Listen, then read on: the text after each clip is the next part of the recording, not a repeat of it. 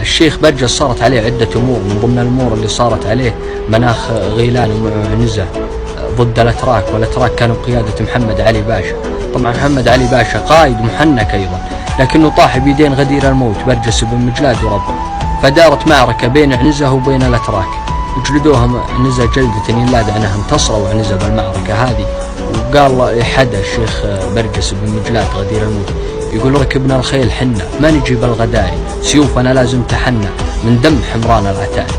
طبعا الشيخ برجس يوم حدا يقول ركبنا الخيل حنا ما نجيب الغداري، يقول حنا يا عنزة يعني ما نجيب الغدر مثل الجبناء، نجي على وضح حنقة، نجي ندور الموت وجه الوجه. والابيات الاخرى اللي يقول سيوفنا لازم تحنى من دم حمران العتاري، هنا حط شيء واجب، يقول سيوفنا لازم تمتلي دم من الاتراك. طبعا حمران العتاري اللي هم الاتراك، وفعلا بك اليوم عنزة حنوا سيوفها.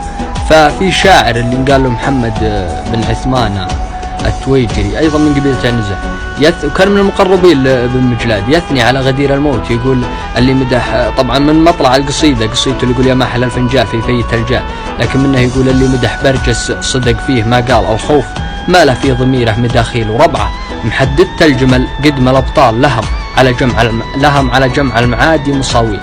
والشيخ برجس بن مجلاد يعني اعتذر، هذه نبذة بسيطة عنه، ولا تاريخه بحر، الله يرحمه.